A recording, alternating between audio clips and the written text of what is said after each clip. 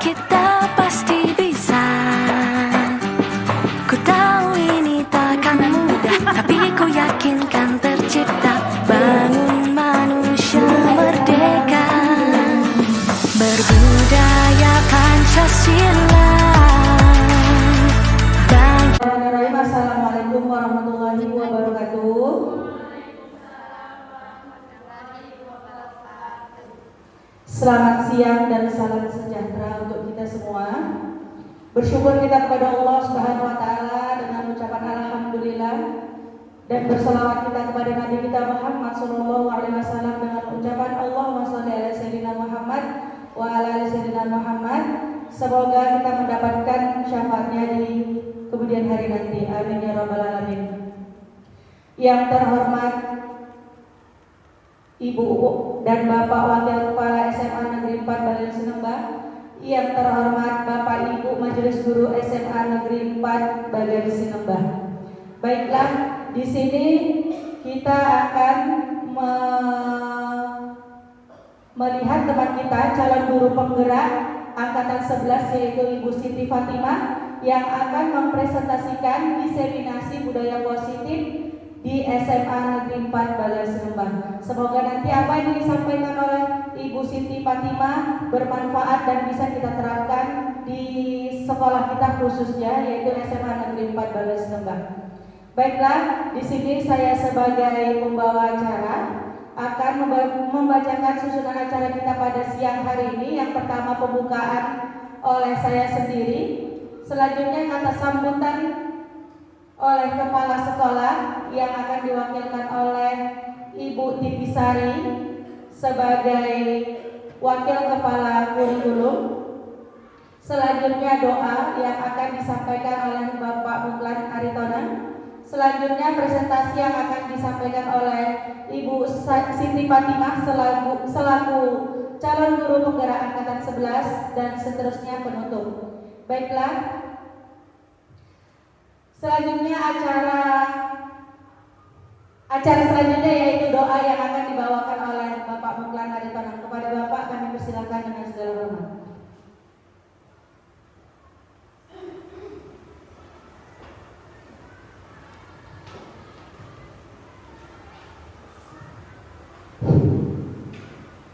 Assalamualaikum warahmatullahi wabarakatuh.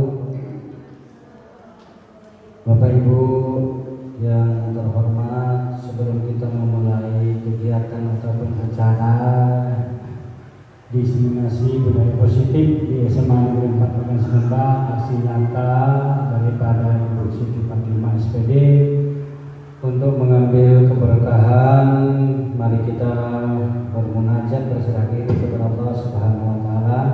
Yang muslim sallallahu alaihi wasallam dan yang saudara-saudara kami menyelesaikan. Bismillahirrahmanirrahim. Alhamdulillahirabbil alamin. Wassalatu wassalamu ala asyrofil anbiya'i wal mursalin wa ala alihi wa sahbihi rasulillahi ajma'in. Allahumma shalli ala sayyidina Muhammad wa ala ali sayyidina Muhammad.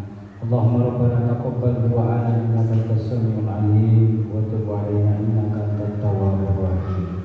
Ya Allah, ya Tuhan kami yang Maha Pengasih, Maha Pengampun, pada siang yang berbahagia ini kami seluruh majelis guru SMA Negeri 4 Badan Sinembah berkumpul mengadakan diseminasi budaya positif di SMA Negeri 4 Badan Sinembah. Aksi nyata daripada Ibu Siti Fatimah. Untuk itu kami memohon kepadamu, ampunilah dosa-dosa kami, dosa Bapak Ibu guru kami, dosa orang tua kami, dosa para pahlawan kami.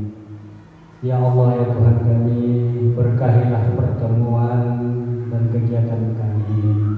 Ya Allah, ya Tuhan kami, kepadamu kami bermohon dan berikanlah pertolongan kepada kami, berikan kekuatan kepada kami, dan bukakanlah pikiran dan hati kami untuk meningkatkan keimanan dan ketakwaan kami kepadamu ya Rabbal Alamin.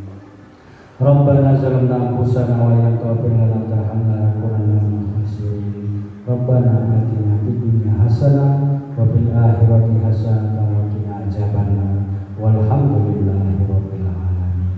Assalamualaikum warahmatullahi wabarakatuh.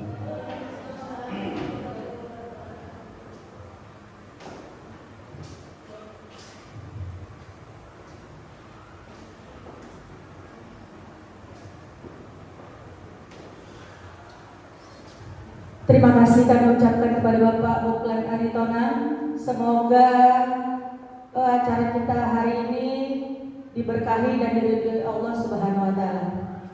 Kurikulum SMA Negeri 4 Bagai Seremban. Kepada Ibu Titi Sari kami persilahkan. Terima kasih kepada Ibu Suryani. Assalamualaikum warahmatullahi wabarakatuh.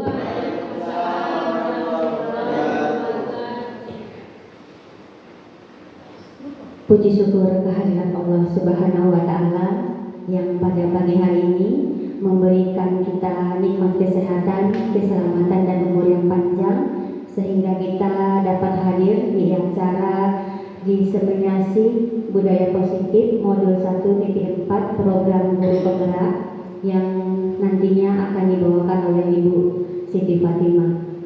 Tak lupa pula selawat dan salam kita hadiahkan kepada junjungan kita Nabi besar Muhammad SAW beserta sahabatnya. Semoga kelak kita mendapatkan syafaatnya di yaumil akhir.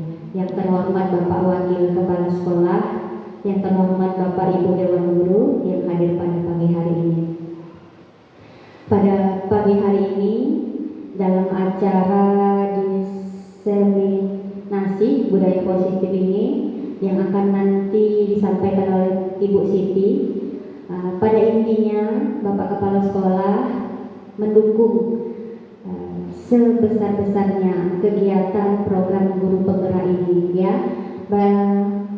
Program guru penggerak ini yang mengambil tema yang budaya positif pada pagi hari ini, ya. Bagaimana budaya positif itu nanti akan kita tumbuhkan, ya, disiplin positif, budaya positif, ya, kita tumbuhkan kepada siswa-siswa kita, ya, untuk mencapai karakter, ya, karakter siswa.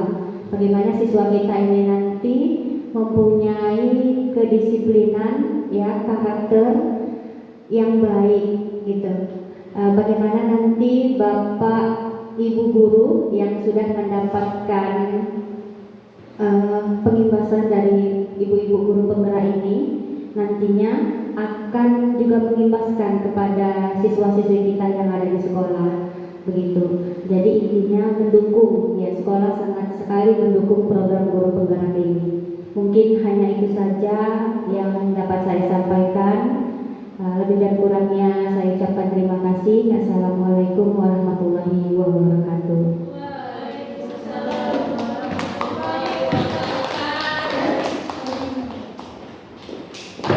Baiklah, selanjutnya yaitu acara presentasi yang akan disampaikan oleh calon guru penggerak angkatan 11 yaitu Ibu Siti Fatimah SPD. Kepada Ibu kami persilahkan.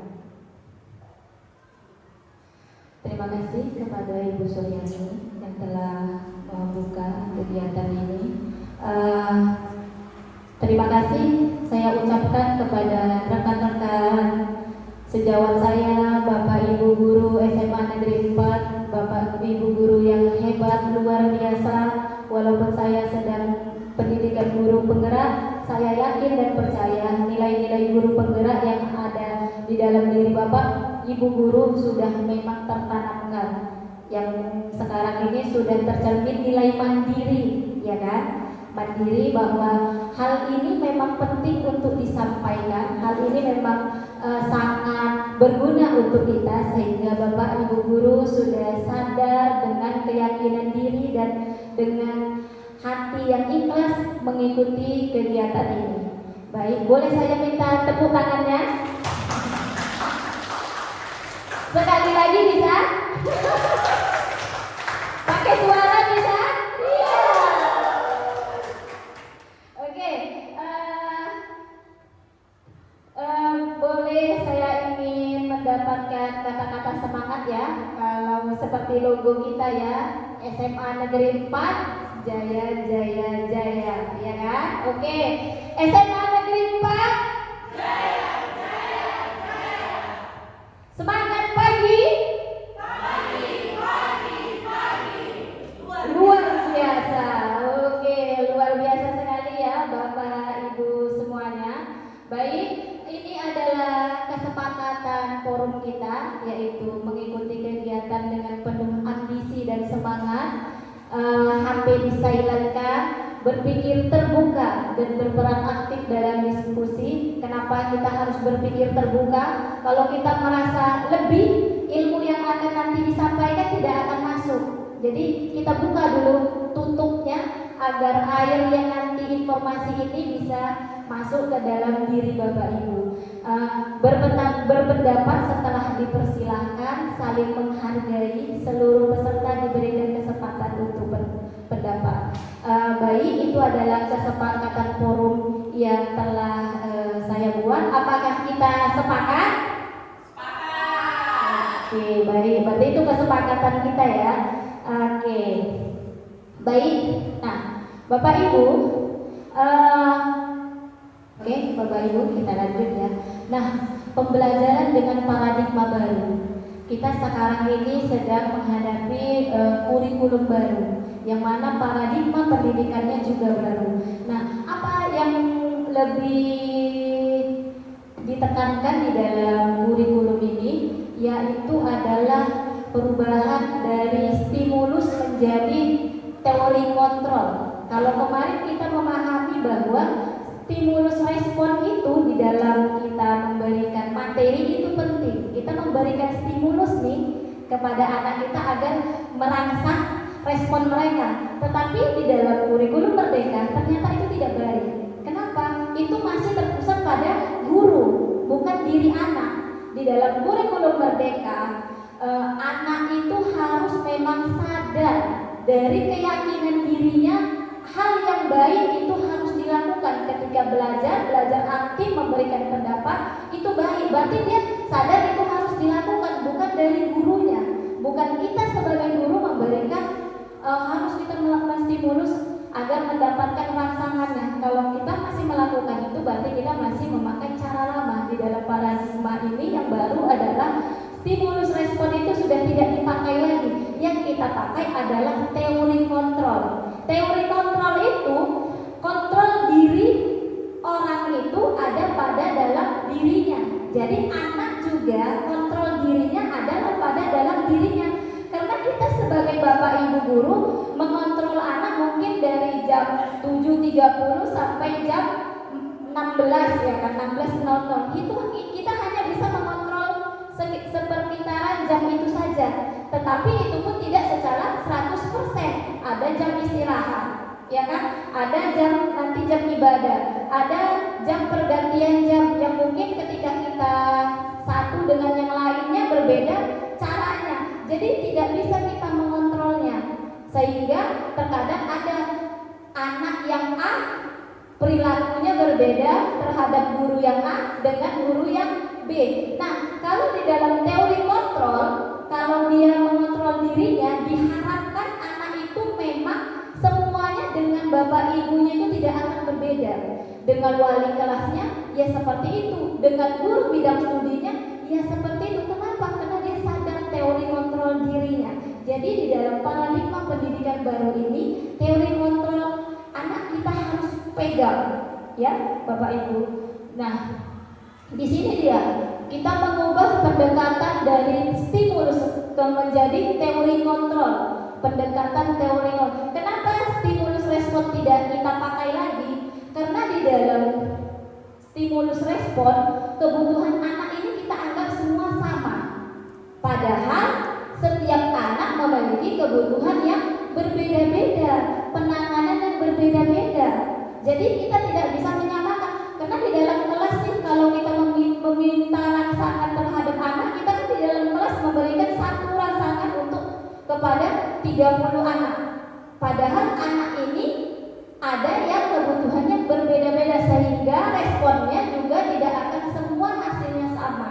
Tapi Tapi kalau kita mau menggunakan teori kontrol tadi, kebutuhan anak itu memang berbeda. Jadi setiap kita memberikan penanganan juga akan berbeda, sehingga nanti kita timbulkan menjadi suatu yang baik. Nah, di sini ya kita bisa lihat perbedaannya.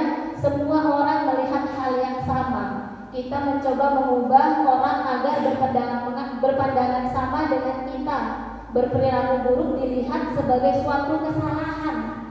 Orang lain bisa mengontrol saya, padahal teori kontrol kan tidak bisa. Orang tidak bisa mengontrol orang lain. Saya bisa mengontrol orang lain. Pemaksaan ada pada saat bujukan gagal.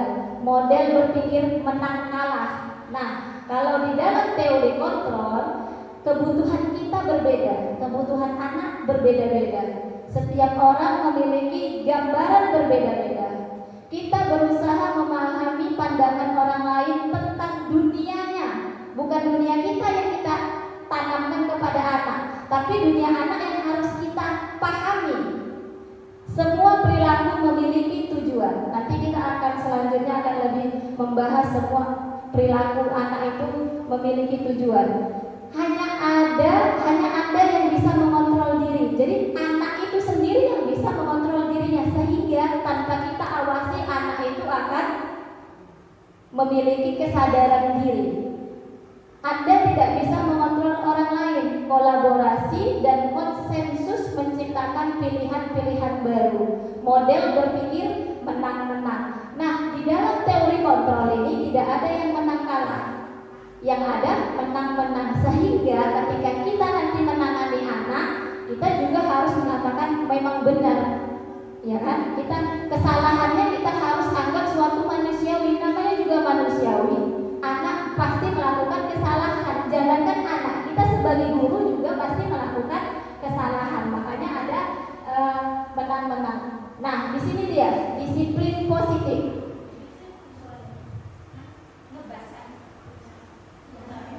Udah, oke, disiplin positif. Disiplin positif ini pendekatan untuk mendidik murid yang bertujuan untuk membentuk kontrol diri, meningkatkan kepercayaan diri, sehingga mereka bisa berperilaku dengan berpedoman kepada nilai-nilai kebajikan universal yang sifat positif manusia merupakan tujuan mulia yang ingin dicapai oleh setiap individu, terlepas dari suku, bangsa, bahasa, agama maupun latar belakangnya. Nah, jadi disiplin positif itu harus memang kita tanamkan. Jadi teori kontrol, jadi tujuannya adalah teori kontrolnya dimulai dari disiplin positifnya. Di dalam kelas kita memberikan disiplin positif ini berasal dari nilai-nilai kebajikan universal. Nilai-nilai kebajikan universal itu contohnya kejujuran. Pasti semua orang akan menganggap suku, bangsa, agama yang manapun kalau kejujuran itu adalah nilai-nilai kebajikan. Jadi berperilaku jujur adalah termasuk dari disiplin positif. Kalau disiplin positif kejujuran ini sudah tertanam di dalam dirinya, dia akan memang selalu berkata jujur. Jadi ketika dia tidak berkata jujur, itu ada di dalam hatinya pergolakan batinnya sendiri. Tapi kalau anak yang sudah tidak terbiasa dengan jujur, pasti ya santai aja gitu. Oke. Nah, ini tadi nilai-nilai kebajikan universal. Jadi disiplin positif ini berasal dari nilai-nilai kebajikan universal, sifat-sifat positif manusia yang merupakan tujuan mulia yang ingin dicapai setiap individu. Jadi ingin dicapai. Jadi harus kita tanamkan, sama seperti visi. Visi itu adalah tujuan yang belum kita capai, tapi harus kita tempelkan, harus kita visi sekolah kita itu kan harus dipampangkan, harus dinampakkan, harus dibacakan supaya apa? Supaya kita sadar, oh visi kita itu, visi tujuan sekolah kita itu. Jadi sama dengan nilai-nilai kebajikan, harus selalu dinampakkan. Supaya apa? Supaya anak-anak itu ingat. Terkadang kita ingatkan aja, anak-anak tidak ingat. Jadi nilai-nilai kebajikan ini kalau memang benar-benar tertanam di dalam dirinya, nanti akan menjadi suatu teori kontrol yang baik pada anak tersebut. Nah ini, jadi di dalam diri anak Karena memang sekarang kita berpusatnya pada anak, kita juga akan membahasnya kepada anak. Jadi di dalam diri anak, setiap dia melakukan tindakan, itu pasti ada motivasi perilakunya. Ada tindakannya itu untuk menghindari ketidaknyamanan atau hukuman. Misalnya, dia takut datang terlambat karena takut dihukum. Baik atau tidak? Ingat tadi ya, teori kontrol, menang-menang berarti baik. Tapi motivasinya masih ekstrinsik. Ya.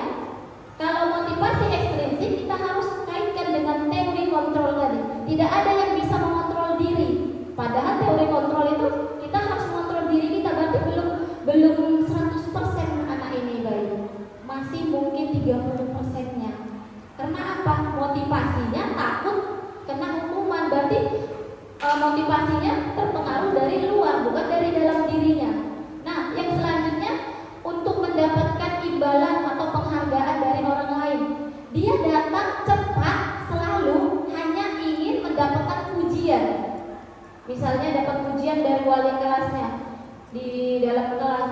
Kalian contoh nih, si A setiap hari datang rajin tepat waktu, tidak pernah terlambat. Jadi motivasi tindakannya adalah baik, tapi kembali lagi posisi kontrol dalam dirinya belum terbangun. Karena apa? Karena motivasinya masih ekstrinsik, masih dari luar. Jadi kita harus membuat anak didik kita memiliki motivasi yang intrinsik dari dalam dirinya, yaitu motivasinya untuk menjadi orang yang mereka inginkan dan menghargai diri sendiri dengan nilai-nilai yang mereka percaya. Jadi dia datang hadir tepat waktu memang karena dia sadar kalau dia hadir terlambat itu tidak sesuai dengan kepercayaan dirinya, tidak sesuai dengan keyakinan-keyakinan yang ada di dalam dirinya. Karena itu hal yang tidak baik. Peraturan sudah dibuat, masa kita melanggar? Itu motivasi dalam diri dia. Jadi mau ada orang yang menghukum nantinya atau mau ada orang yang memuji nantinya, dia tidak akan terpengaruh. Mau dipuji atau mau dapat uang tidak akan terpengaruh bagi dia. Karena memang dia sadar, saya harus hadir tepat waktu ke sekolah karena itu adalah bentuk dari mematuhi peraturan, disiplin yang baik dalam diri saya. Ketika nanti saya sudah bekerja, itu akan memberikan pengaruh baik kepada diri saya. Karena saya siswa di sekolah ini diajarkan untuk disiplin dari sekarang, tujuannya nanti di masyarakat saya akan menjadi manusia yang disiplin. Nah, pemikiran itu yang nantinya akan kita tuju kepada anak diri kita, ya. Nah, ini tadi hukuman, konsekuensi, dan restitusi. Kalau misalnya anak masih takut karena dihukum, itu kan motivasi ekstrinsik, masih tidak bagus, berarti identitasnya masih gagal.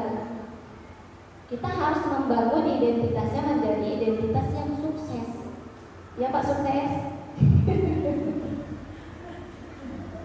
Karena hukuman ini adalah sesuatu yang menyakitkan.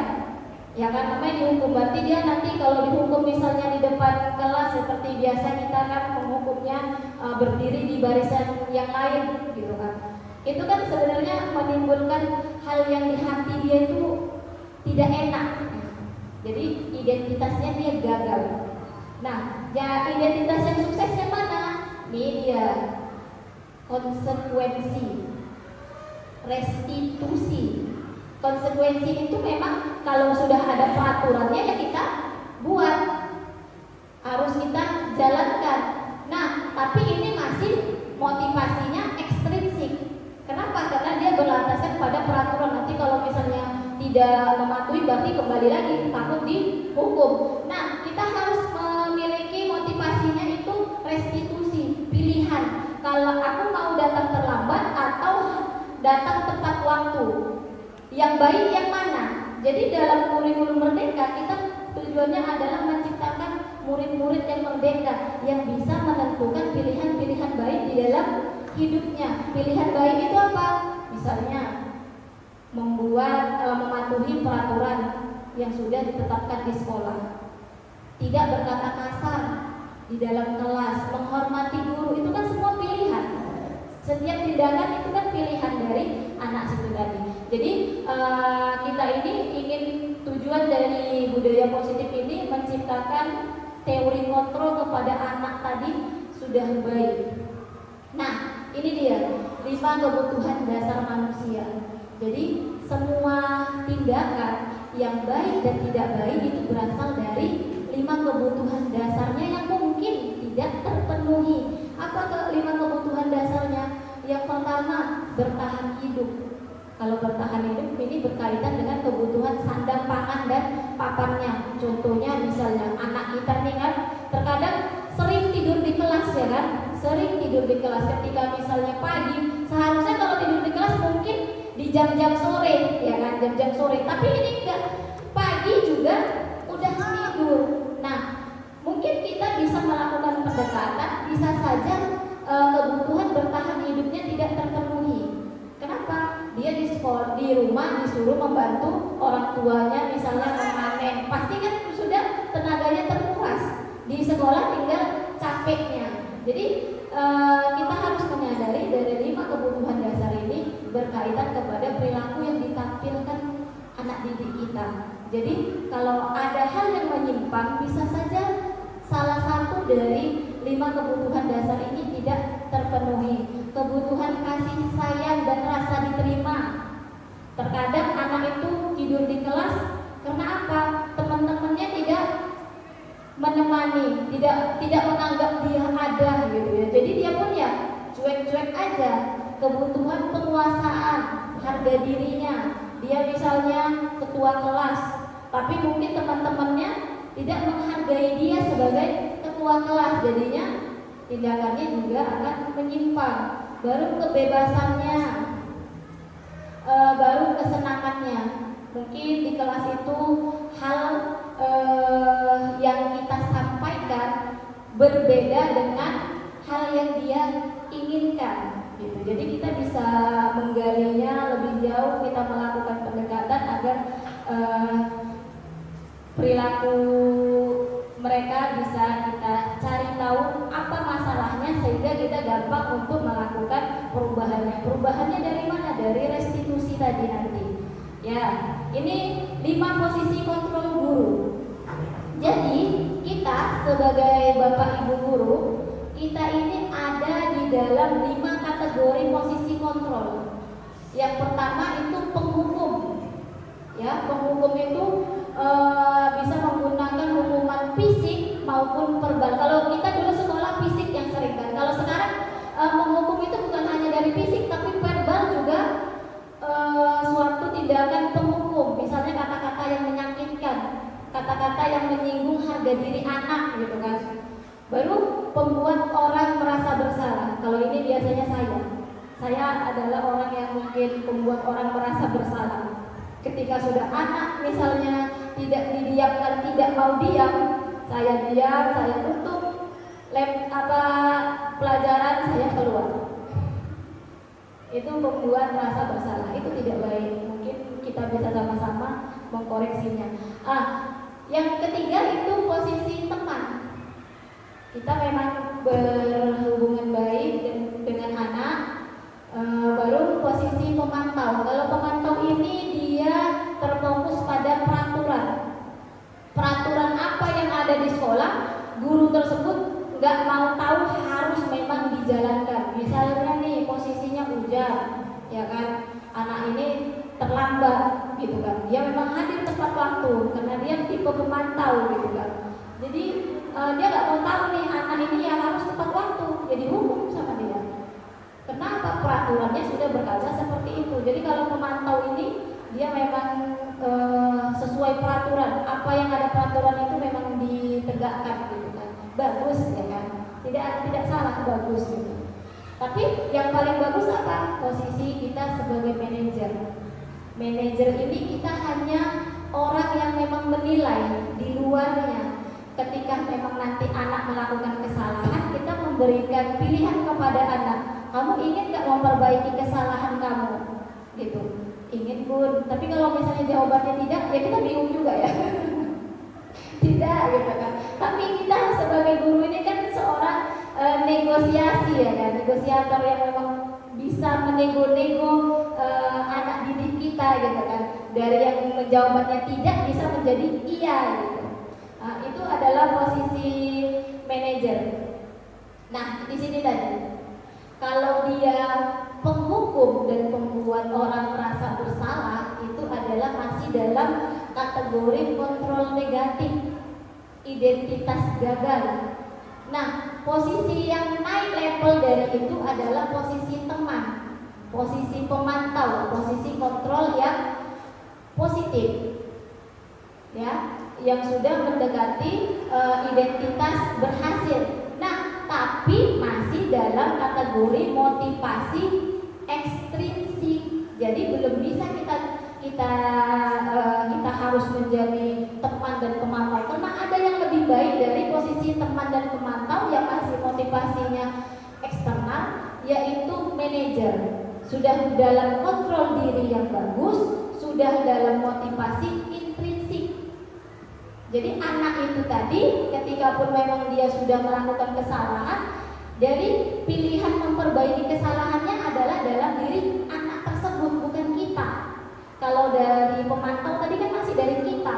Jadi kalau dari posisi manajer, kontrol diri dan motivasi dan restitusi untuk memperbaiki kesalahannya adalah dalam diri anak tadi. Oke, mungkin ini ya, kita penyegaran dulu lah ya, penyegaran dulu. Sudah sepertinya sudah matanya sudah narik-narik. Mungkin kita bisa berdiri ya, sama-sama berdiri. Oke, membentuk satu barisan. Kita berdiri membentuk satu barisan nih. Semoga dari sini nanti nampak nih yang mana yang masih fokus, yang mana yang sudah hilang fokusnya. Ke tengah satu barisan, satu gini aja. Oke. Oke ya. Oke, satu baris. Ya, jangan tiba-tiba. Oke. Nah, jadi kita main tepuk-tepuk aja nih. Karena saya suka hidupin anak tepuk-tepuk ya kan. Jadi kita main tepuk-tepuk aja ya. Tepuk-tepuknya adalah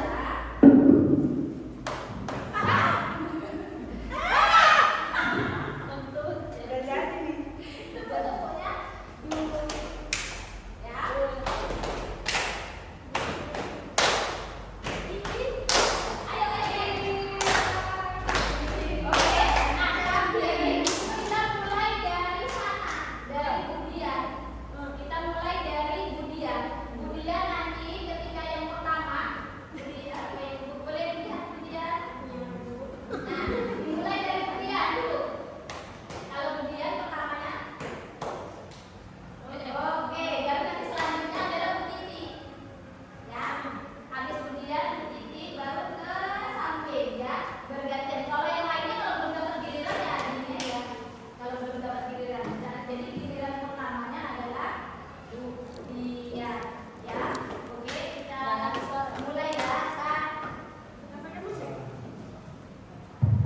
Oke, 1, 2, 3.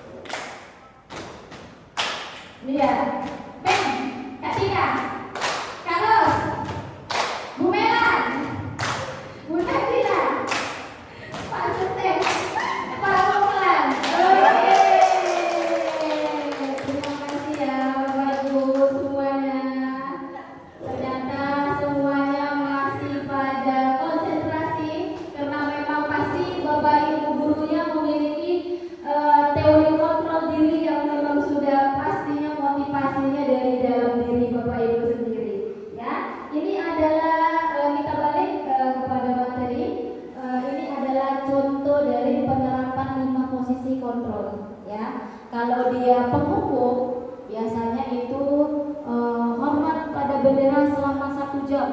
Misalnya kalau saya nih dulu, jadi tidak mengatakan orang saya nih, kalau sudah ada anak yang terlambat masuk ke dalam kelas ketika setelah jam istirahat, pasti saya suruh berdiri di lapangan sampai satu les selesai, itu adalah penghukum. Kalau ini hormat pada bendera selama 1 jam, itu kan masih menyakitkan gitu kan. Nah, yang naik selanjutnya level kontrol guru kita, posisi pembuat merasa bersalah. Nih, kalau pembuat merasa bersalah, berapa kali ibu harus memberitahu kamu selalu saja mengecewakan ibu. Jadi kita menyentil hatinya dengan rasa kasihan. Jadi itu tidak baik. Kenapa? Masih motivasinya ekstrinsik. Jadi nanti dia berbuat baik kepada kita berarti karena takut, karena kita takut merasa kecewa. Padahal seharusnya ya kalau memang baik ya dilakukan gitu kan, bukan hanya sekedar takut merasa orang lain merasa kecewa gitu. Nah, contoh yang selanjutnya naik kepada level posisi guru yang ketiga, yaitu posisi teman. Kalau posisi teman ini udah kayak bestie-bestian lah kita sama anak didik kita. Ayo dong, ikuti aturan sekolah, tolong bantu bapak ibu ya nak sekali ini. Ya sudah, tidak apa-apa, lain kali jangan berbuat seperti ini. Kadang-kadang kalau misalnya saya tambahkan, ya tapi sama bunda aja ya, nanti kalau datang bapak itu nanti pokoknya bilang itu tidak bagus. Jadi saya ini banyak gurunya lah gitu kalau guru. Jadi makanya kita sama-sama belajar untuk merefleksikan diri kita menjadi guru yang lebih baik. Nah, di sini posisi yang keempat yaitu pemantau. Kalau pemantau ini tadi segala peraturan dia hafal. Jadi kalau ini biasanya ini yang memang hafal peraturan ini guru BK ini ya kan, Ibu Melan ini pemantau. Kamu sudah melanggar peraturan sekolah, kamu tahu konsekuensinya. Setelah upacara kamu berlihat ributnya ke koperasi dan jangan diulangi lagi. Baik memang, tapi kenapa yang belum baiknya levelnya? Karena motivasi memperbaiki diri anak tadi masih ekstrinsik, bukan dari dirinya, tapi gurunya menyuruh. Jadi seharusnya dia memang sadar, oh iya bu saya salah, nanti saya akan memperbaiki kesalahan saya dengan membeli atribut yang baru. Nah, posisi yang pada puncaknya yaitu posisi manajer. Kita dalam kurikulum Merdeka ini yang berpihak kepada anak, kita diharapkan untuk menjadi guru yang memiliki posisi kontrol manajer. Kalau di dalam posisi kontrol manajer, kita memberikan pilihan kepada anak, restitusi, memberikan pilihan baiknya. Anak yang memang sadar dia salah dan dia ingin memperbaikinya, bukan kita yang memberikan pilihan-pilihan baiknya.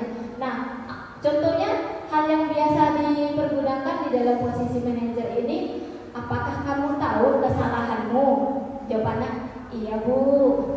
Kira-kira bagaimana kamu memperbaiki kesalahanmu? Nah, jadi memang dia sadar dia salah dan dia ingin memperbaiki kesalahannya. Jadi itu yang memang harus dikejar di dalam kurikulum Merdeka ini. Jadi kalau misalnya kita gambarkan memang berat sebenarnya, tapi kalau kita jalani dengan baik, kenapa mungkin beratnya? Karena mungkin kita, kalau saya beratnya, saya dari mungkin posisinya level bawah harus naik beberapa tingkat ke level manajer. Mungkin kalau bapak ibu akan terasa ringan, mungkin kan sudah ada yang di dalam posisi pemantau bisa menaikkan kapasitas dirinya setelah ini menjadi posisi manajer. Jadi kalau memang peraturannya udah salah nih, jangan kita langsung memberikan memperbaikinya, kita yang memberikan solusinya, tapi biarkan anak itu menyadari dirinya dia salah dan dia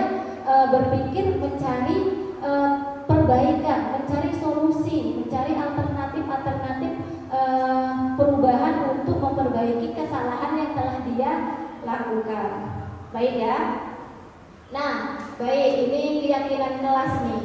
Kalau dulu saya pertama kali mendapatkan kata-kata keyakinan kelas ini dari Ibu Suyani ya, Ibu CGB kita. Ternyata keyakinan kelas ini setelah didalami, kalau dulu kan hanya sekilasnya ya, kalau sekarang ini kalau udah kita dalami, kita jalani, sangat-sangat penting. siswa yang memang memiliki posisi control manager terhadap satu kelas, saya himbau untuk membuat keyakinan kelas. Kenapa keyakinan kelas ini? Jadi keyakinan kelas ini berupa disiplin positif yang bisa diterapkan dalam membangun budaya positif di sekolah. Jadi keyakinan ini yang sudah disepakati kita dan anak, bukan kesepakatan kita, tapi kita dan anak. Jadi anak itu ikut andil dalam membuat keyakinan kelas. Jadi ketika nanti dia melakukan kesalahan, kita membalikkannya lagi kepada keyakinan kelas yang telah dia perbuat. Misalnya dia ribut di dalam kelas dengan temannya, padahal kan ada tadi keyakinan kelas yang sudah kita bangun. Jadi itulah fungsinya dari restitusi, memperbaiki identitas gagal menjadi identitas sukses. Jadi dari kita sentil dari membuat keyakinan kelas tertanam di dalam dirinya, nanti ketika ada kesalahan dia yang akan memperbaiki dirinya sendiri, bukan kita. Jadi teori kontrol ini memang posisinya adalah per individu itu sadar, ya. Nah, jadi ini adalah proses pembentukan keyakinan kelas. Kalau keyakinan kelas ini lebih kata-katanya lebih abstrak dari keyakinan sekolah, ya. Kalau keyakinan sekolah mungkin lebih terperinci, hadir tepat waktu jam 7.30. Kalau keyakinan kelas tidak, datang tepat waktu, udah. Jadi dia lebih abstrak karena dia berdasarkan dari nilai-nilai kebajikan universal. Nah, baru keyakinan kelas berupa pernyataan-pernyataan universal. Keyakinan kelas senantiasa dibuat dalam bentuk positif. Dalam bentuk positif itu maksudnya membuang sampah pada tempatnya, bukan dilarang membuang sampah sembarangan. Dilarang kan kata-kata negatif. Jadi di dalam keyakinan kelas kita membuatnya kata-katanya positif, tidak ada kata negatif. Jadi itu dia. Baru keyakinan kelas sebaiknya sesuatu yang dapat diterapkan di lingkungan. Jadi makanya kita harus berdiskusi dengan siswa kita, apa aja yang penting untuk diyakini di dalam kelas tersebut. Baru semua warga kelas hendaknya ikut berkontribusi dalam membuat keyakinan kelas lewat kegiatan curah pendapat. Jadi ketika nanti ada yang melakukan kesalahan, bukan kan dia yang buat, tidak. Kenapa? Keyakinan kelas ini berdasarkan kesepakatan bersama yang nantinya kita tulis, kita tempelkan menjadi keyakinan kelas di depan. Kenapa kita harus penting membuatnya? Harus kita tempelkan, ya. Jangan kita buat keyakinannya tanpa kita cetak.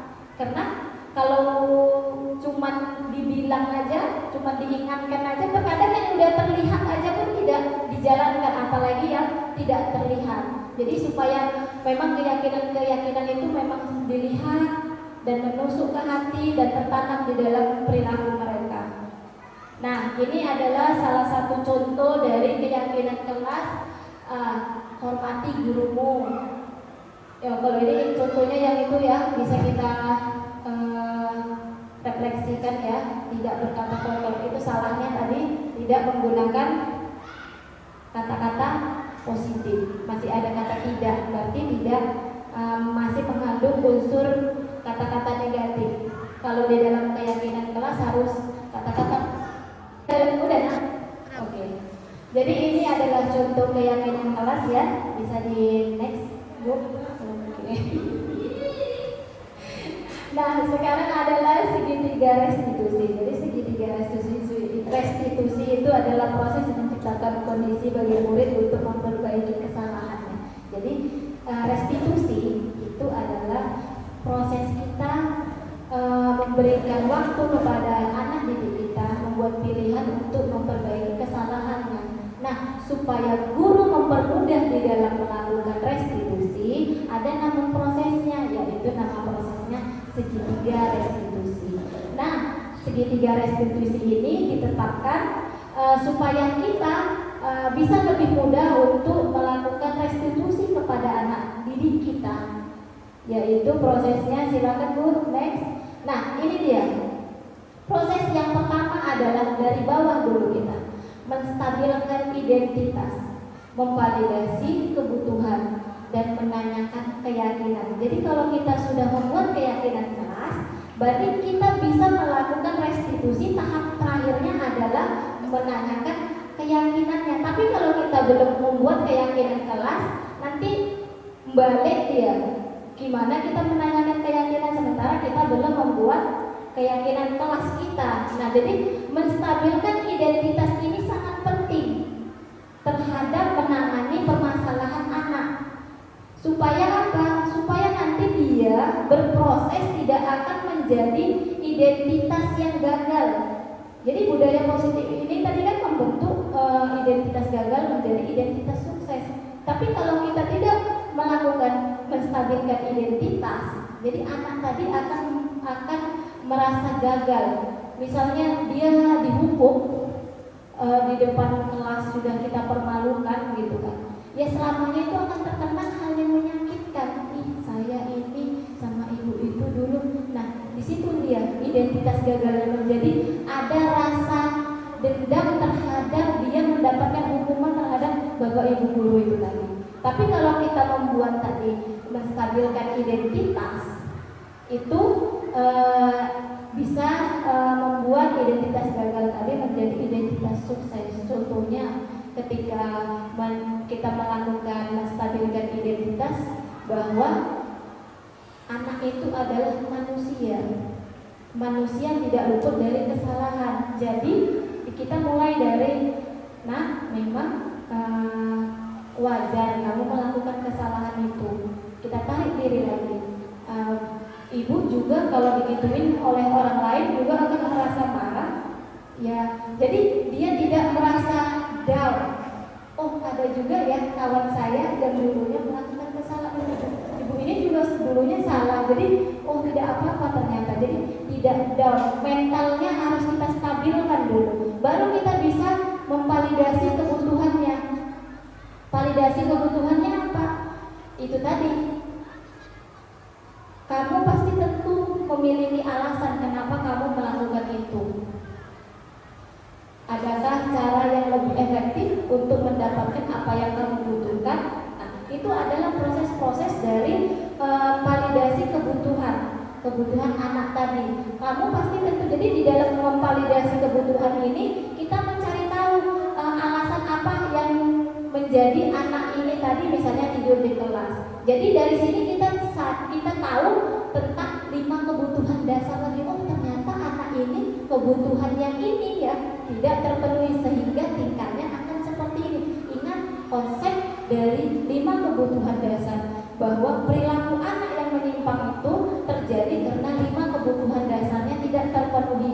Nah, dari validasi kebutuhan ini kita tahu kebutuhan mana nih yang memang nantinya tidak terpenuhi oleh anak ini. Jadi dari sini akan lebih mudah. Kalau memang kebutuhan bertahan hidupnya tidak terpenuhi, kita bisa nanti setelah kita melakukan segitiga restitusi ini, kita juga akan berkomunikasi kepada wali siswa tersebut. Oh Pak, anak Bapak ternyata di sekolah itu tidur dia merasa capek karena setiap malam sampai malam dia ikut membantu Bapak.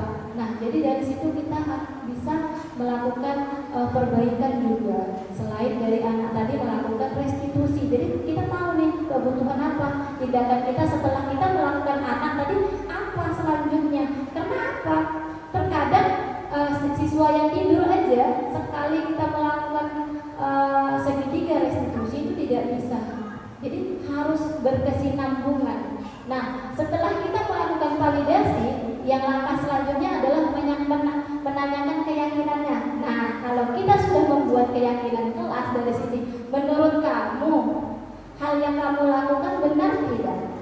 Oh, salah Bun. Oke, jadi dari sini apa yang ingin kamu lakukan? Saya ingin memperbaiki kesalahan. Bagaimana kamu melakukan memperbaiki kesalahan? Iya Bun, saya ingin meminta maaf kepada teman saya. Jadi semua pilihan-pilihan perbaiki kesalahan tersebut harus kita kembalikan ke anak. Kenapa? Yang melakukan kesalahan adalah anak. Jadi yang harus memperbaikinya juga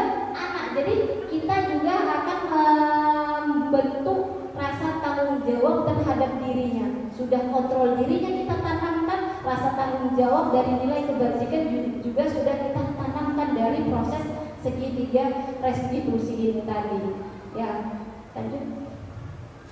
Nah, ini dia tadi ya, proses-proses dari menstabilkan identitas, validasi tindakan yang salah, menanyakan keyakinan.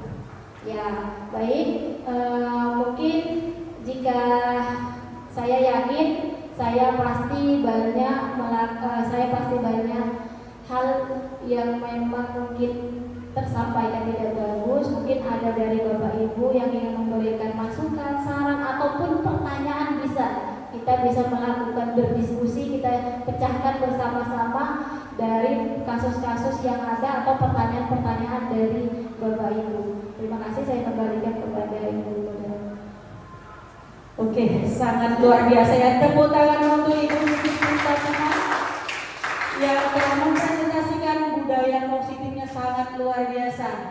Mungkin dari Bapak Ibu ada yang ingin bertanya tentang budaya positif, tentang tadi ada posisi kontrol, ada 5 kebutuhan siswa dan yang sebagainya. Mungkin dari Bapak Ibu ada yang ingin bertanya, kami persilakan. Atau yang ingin menyampaikan tanggapan atau pendapatnya, dipersilahkan.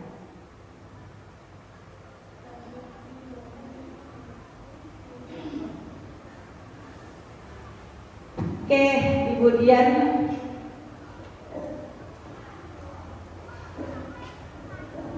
Assalamualaikum warahmatullahi wabarakatuh.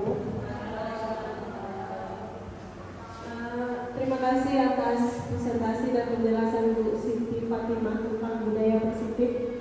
Setelah saya melihat dan mendengar bagaimana tadi budaya positif itu dibentuk oleh seorang guru atau orang tua, tadi salah satunya ada slide yang saya lihat itu ada hukuman dan konsekuensi. Yang saya mau tanyakan di sini adalah apa perbedaan hukuman dan konsekuensi. Kemudian jika kita melakukan segitiga restitusi yang terakhir tadi dijelaskan, apakah kita tidak boleh memberikan hukuman kepada murid yang sudah melakukan kesalahan tersebut dalam proses segitiga restitusi itu? Mungkin demikian pertanyaan saya. Terima kasih. Assalamualaikum warahmatullahi wabarakatuh. Ya, sangat luar biasa pertanyaannya. Dari Bapak Ibu ada yang ingin bertanya? Selain Ibu Dian, Ibu Rosalina.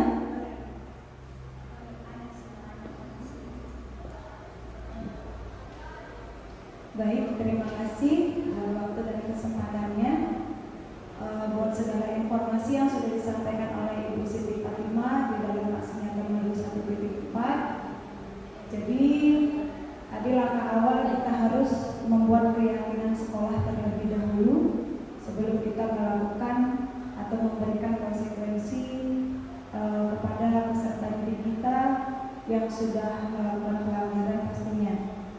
Langkah tepat apakah? Hari ini Ibu sudah melakukan pemberian materi untuk budaya positif yang sudah disampaikan kepada kami, Bapak Ibu Guru di SMA Negeri 4. Selanjutnya, apa yang harus kita lakukan untuk boleh tepat sasaran? Ini benar-benar bisa kita lakukan di SMA Negeri 4 Bagan Sinambah. Terima kasih. Oke, tepuk tangan untuk Ibu Rosalina. Jadi mungkin cukup 2 dulu ya Bu.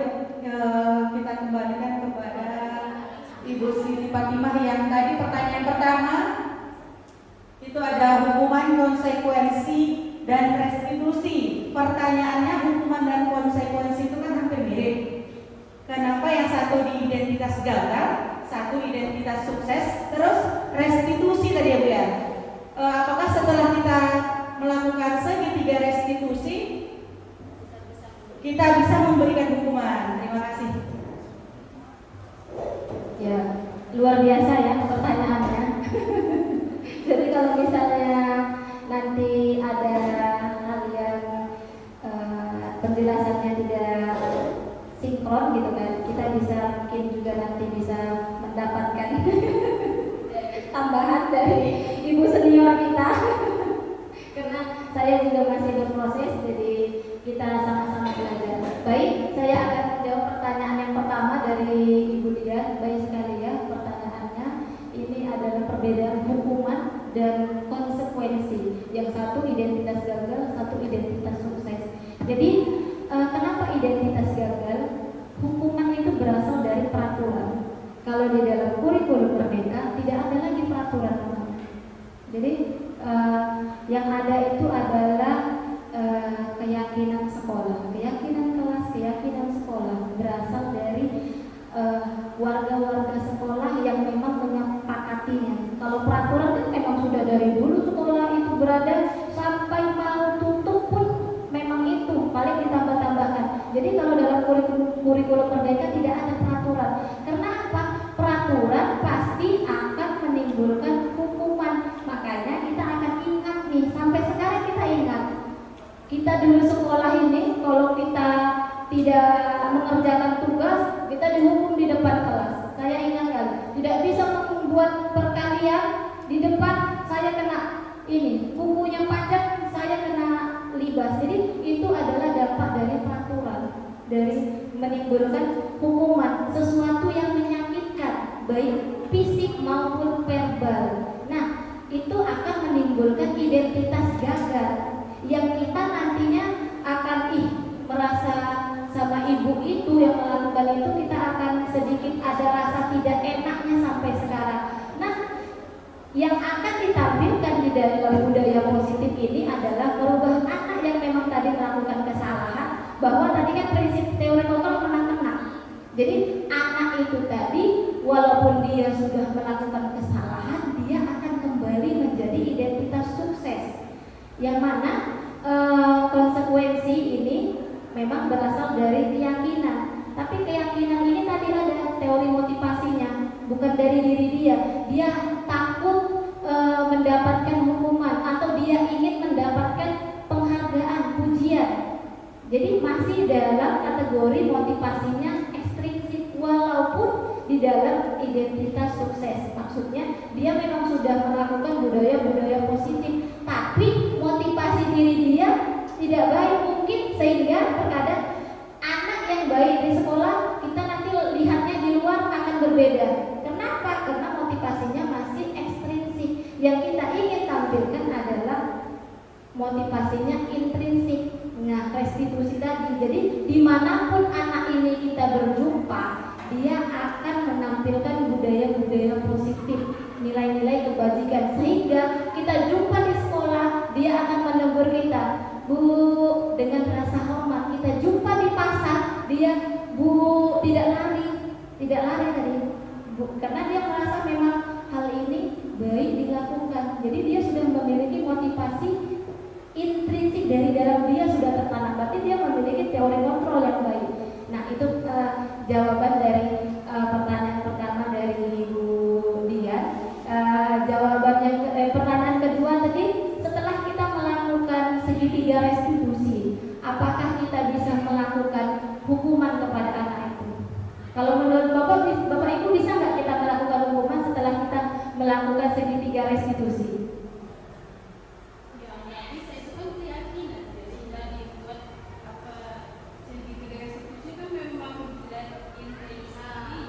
Baik, benar sekali ya, Memepi. Nah, jadi keyakinan kelas itu adalah untuk menghindari hukuman. Kenapa? Hukuman itu kan udah identitas gagal. Jadi jangan sampai kita melakukannya, karena nanti akan tertanam sama diri anak. Jadi pilihan perbaikan, restitusi, perbaikan atas dia membuat kesalahan. Oh iya, aku yang membuat kesalahan, dan yang memperbaiki kesalahan itu adalah aku. Dia sadar posisi dirinya. Nah, ini memang bergejolak batin bagi diri kita ya, Bapak Ibu. Lah, namanya anak-anak ini payah sekali lah. Udah dihukum aja nggak bisa, apalagi cuma ngomong aja. Karena segitiga restitusi tadi kan seperti ngomong aja kan. Nah, iya, anak-anak ini dihukum aja pun nggak bisa juga. Gimana nanti kita cuma ngomong aja? Nah, ini dia tadi. untuk menciptakan manusia merdeka seperti tujuan dari Ki Hajar Dewantara, memang harus diri anak tersebut. Jadi kita ini diibaratkan sebagai petani. Kita ini guru diibaratkan sebagai petani yang kadang hasilnya dapat kita cepat ambil, terkadang hasilnya gagal panen. Tapi gagal panennya kita belajar dari kesalahan tersebut untuk yang selanjutnya kita memperbaikinya. Jadi itulah dia tadi Bapak Ibu guru. Segitiga restitusi terkadang bisa cepat mendapatkan hasil perubahan terhadap diri anak, tetapi ada yang nggak berubah. Itulah kita sebagai Bapak Ibu guru harus ada tertanam rasa ikhlas, jangan pernah rasa capek, jangan pernah merasa putus asa. Kalau saya di sekolah ini memang menteladani Ibu Suryani ya, kalau udah masalah anak didik luar biasa. Kalau saya mungkin dapat nilai 0 kalau untuk anak udah luar biasa. Jadi memang itu tercermin dari memang sudah guru penggerak ya. Semoga kita nantinya juga bisa, kita tidak boleh pantang menyerah, karena tujuan pendidikan kita ini adalah kita, dari kita yang melakukannya sekarang. Anak besok besar nanti seperti apa, dari sekaranglah kita mendidiknya. Pendidikan berhamba pada murid itu seperti petani tadi. Petani ini kan ya siram-siram, cabut-cabut, walaupun nanti gagal, besoknya kita tanam lagi, belajar lagi, pantang menyerah kita. Kita sebagai bapak, kalau saya sekarang sudah merefleksikan diri saya, beberapa tahun belakangan memang luar biasa gagal saya menjadi ibu guru. Kenapa? Karena saya hanya mentransfer ilmu saja. Ternyata kita sebagai guru harus bisa menuntut kodrat anak tadi. Jadi banyak hal yang kita penuhi. Tidak bisa kita hanya mentransfer ilmu saja. Kenapa? Karena suksesnya nanti anak bukan hanya terlepas dari mereka pintar atau tidak pintarnya kan, tapi mereka berakhlak atau tidaknya. Nanti di depan mereka kompetensi apa, sumbangsi apa. Nah, tugas itulah yang sekarang memang tertanam di dalam diri kita. Jadi kita mari sama-sama sahabat, saudara, kakak, abang, adikku semuanya, kita harus ikhlas di dalam mendidik anak, walaupun terkadang kita yang kalah terhadap anak, tapi dengan kita belajar pendidikan ini dari budaya positif ini, semuanya adalah tujuannya untuk anak tadi mendapatkan identitas sukses. Identitas suksesnya nanti kita sama seperti tadi, panennya bukan saat ini. Jadi bukan di sekolah ini kita panennya, nanti setelah mereka tamat dari sini. Itulah hasil panen kita tadi, keyakinan kelas tadi.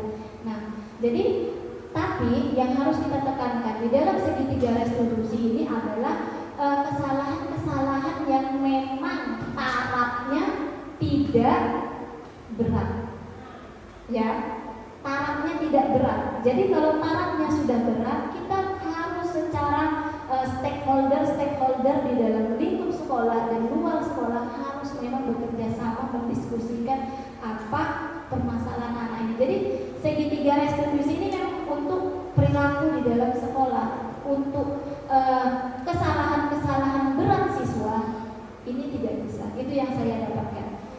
Tidak bisa dipergunakan untuk kesalahan-kesalahan berat tadi. Misalnya ada kayak siswa kita tindakan yang mungkin sudah melukai fisik, itu tidak bisa dengan cara segitiga restitusi. Harus adanya kumpul secara stakeholder kita sekolah, orang-orang yang bersangkutan. Kalau kemarin kan orang desa, baru orang kepolisian, untuk melakukan perbaikannya, ya, tidak bisa kita sendiri. Jadi kalau yang ini tadi adalah kesalahan-kesalahan pribadi yang bisa kita selesai. Jadi dalam melakukan segitiga restitusi tidak bisa kita di depan forum. Kita harus memanggil anak itu di dalam lingkup zona kita. Jadi yang tahu itu adalah kita dan anak, ya. Mungkin itu jawaban dari saya. Tak ada pertanyaan dari Ibu Dian. Selanjutnya tadi pertanyaan dari Ibu Rosalina, ya.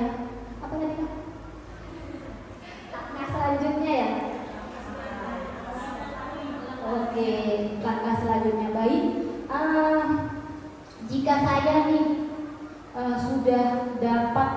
materi budaya positif, langkah selanjutnya apa yang ingin saya sanakan gitu kan.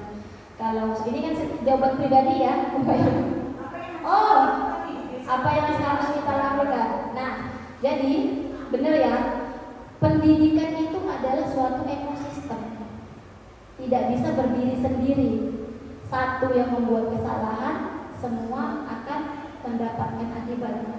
Satu yang melakukan kebaikan, satu sekolah juga mendapatkan pujian. Jadi ketika kita ingin membuat anak didik kita ini menerapkan budaya positif yang tingkah lakunya mencerminkan nilai-nilai kebajikan universal, kita juga sebagai bapak ibu guru harus menerapkan yang dimulai dari mana? Kalau menurut saya hal yang harus kita perbaiki adalah karena di dalam kurikulum Merdeka tidak ada peraturan sekolah, ya kita harus melepaskannya itu mau tidak mau. Perubahan itu terkadang seperti sesuatu, kalau kita sudah lama di dalamnya kita akan merasa nyaman dengan hal itu. Tapi sebenarnya itu adalah misalnya nih, saya duduk nih sudah lama di sini, tapi di belakang saya nggak nampak ada orang. Kita menggesernya dengan mode nyaman dan PW, kan tergantung kita mau atau tidak. Kalau tidak mau, mungkin orang kita akan menggeser di depan. Kalau kita tidak mau sekolah ini berubah, kita mungkin akan tertinggal. Kalau kita mau, ya kita harus bersama-sama semuanya, bapak ibu, rekan guru semua, bapak kepala sekolah, kita harus merubah sekolah kita untuk melepas yang pertama adalah peraturan. Tapi balik lagi kepada posisi kontrol yang paling tinggi adalah manajer. Kalau mungkin sekarang ini kita posisinya tidak bisa langsung, ya kita juga harus sadar ketika kita dapat satu ilmu baru, misalnya ilmu baru, kita tidak langsung itu salah, ya itu tidak baik juga, tidak baik. Perlahan, kalau saya mulai dari dalam diri saya mengajak teman terdekat, selanjutnya teman ini berimbas kepada teman, lama-lama kita akan mendapatkan suatu budaya positif sekolah kita sendiri. Ingat, perubahan itu dimulai dari harus memanajemen aset kita. Hal yang baik, hal yang positif bukan berasal dari pemikiran defisit. Pemikiran defisit apa nih yang kurang, apa ini yang harus kita rubah? Tidak. Kalau memang kita sudah adanya seperti ini, ya kita harus pertama tahapnya memang berat, dimulai dari diri, dari bawah, dari kelas dulu. Dari kelas, kalau misalnya dari kita bapak ibu dari per kelas ini sudah semuanya melakukan keyakinan kelas, nanti akan menunjukkan keyakinan sekolah. Makanya kalau kemarin ini jujur tujuan saya gitu kan untuk ikut guru penggerak, karena saya orangnya mungkin adalah guru ekonomi, jadi setiap tindakan itu harus ada untung ruginya. Satu langkah itu harus menghasilkan, kalau nggak menghasilkan ya jangan melangkah, enak duduk gitu kan. Jadi ketika melangkah ke guru penggerak ini tujuannya itu mau jadi ini dulu. Karena apa? Saya ingin bebas, saya ingin tenang di rumah, saya ingin nyaman gitu kan posisi. Tapi setelah mempelajari modul 1, modul 2 sampai pada sini, kita akan tersadarkan sendiri bahwa kita ini adalah aparatur sipil negara, atau kalaupun tidak adalah kita yang pengguna dari dana-dana negara. Kita lagi juga dalam proses sekolah negeri. Jadi kita menjadi bagian dari tujuan nasional pendidikan kita. Apa tujuan nasional pendidikan kita? Menciptakan generasi emas 2045. Generasi emas itu apa tercermin dari profil pendidikan Pancasila. Siapa yang menjalankannya? Kita yang menjadi anak didik kita. Tapi kembali lagi, pemikiran Ki Hajar Dewantara guru adalah menuntun. Kita bukan orang yang harus mengatur atau tidak. Kita menuntunnya itu menjadi suri tauladan. Kalau kita tidak bisa menjadi tauladannya, gimana anak didiknya? Jadi saya dari kemarin tuh, oh iya, jadi harus bisa memberikan dampak positif kepada sekolah saya, kepada negara saya. Jadi udah mungkin kalau dulu kita membuat visi itu kan berbakti kepada bangsa dan negara, itu rasanya jauh dari jangkauan. Gimana mau berbakti? Harus jadi menteri dulu, harus jadi presiden dulu. Ternyata tidak. Berbakti kepada bangsa dan negara aja kita bisa mulai dari tugas kita sebagai guru. Apa? Mensukseskan tujuan pendidikan nasional, yaitu menciptakan generasi emas. Jadi Bapak Ibu guru, makanya saya selalu bilang ikhlaskan hati kita. Tapi saya selalu bilang juga kepada rekan-rekan, hal apapun yang tidak baik di dalam rumah kita cukup kita yang tahu dan kita perbaiki. Jangan sampai hal yang tidak baik di dalam rumah kita sampaikan ke luar. Kenapa? Pandangan orang luar akan selamanya seperti itu. Padahal kita nanti udah perbaikan karena rumah ada renovasinya kan. Mudah-mudahan kita berdoa dari sudah ada 1, 2, 3, 4 guru penggerak kita, nantinya sudah ada lagi yang antri, ditambah Bapak Ibu guru yang akan mendaftar. Saya yakin dan percaya bahwa nanti SMA Negeri 4 ini akan menjadi bagian dari tujuan pendidikan nasional kita, yaitu menciptakan generasi emas. Sekolah kita sudah menjadi sekolah yang memiliki keyakinan sekolah yang berlandaskan pada budaya positif, yang berdasarkan pada nilai-nilai kebajikan universal yang sudah tertanam di dalam diri anak kita. Sehingga ketika mereka membuat kesalahan bukan lagi karena rasa takut, tapi karena rasa malu kalau dia tidak menjalankan hal baik. Jadi setiap dia melakukan keyakinan sekolah itu bukan karena dia sudah tertulis, tidak, tapi karena sudah di dalam dirinya hal-hal baik apa yang harus saya lakukan di dalam sekolah. Nantinya akan tercermin di masyarakat sehingga nama sekolah kita akan menjadi lebih baik. Mungkin hanya itu yang bisa saya sampaikan. Oke, baik, kita sampai di penghujung acara. Baik, ini adalah penutup dari saya. Membentuk budaya sekolah dengan berfokus pada kebutuhan murid dan pertumbuhan karakter positif bukanlah hal yang mudah, tetapi harus kita lakukan dan rencanakan yang terbaik untuk murid kita dan sekolah kita. Karena buah dari kerja keras ini dapat terlihat ketika kita menyadari bahwa murid kita tetap bertumbuh menjadi seorang dewasa yang sukses di pekerjaannya, di kehidupannya, dan relasinya dengan orang lain, dengan karakter yang memiliki integritas tinggi, bertanggung jawab, dapat diandalkan, berbudi pekerti luhur, dan bermanfaat bagi lingkungan dan negaranya. Sekian dari saya sudahi. Wassalamualaikum warahmatullahi wabarakatuh.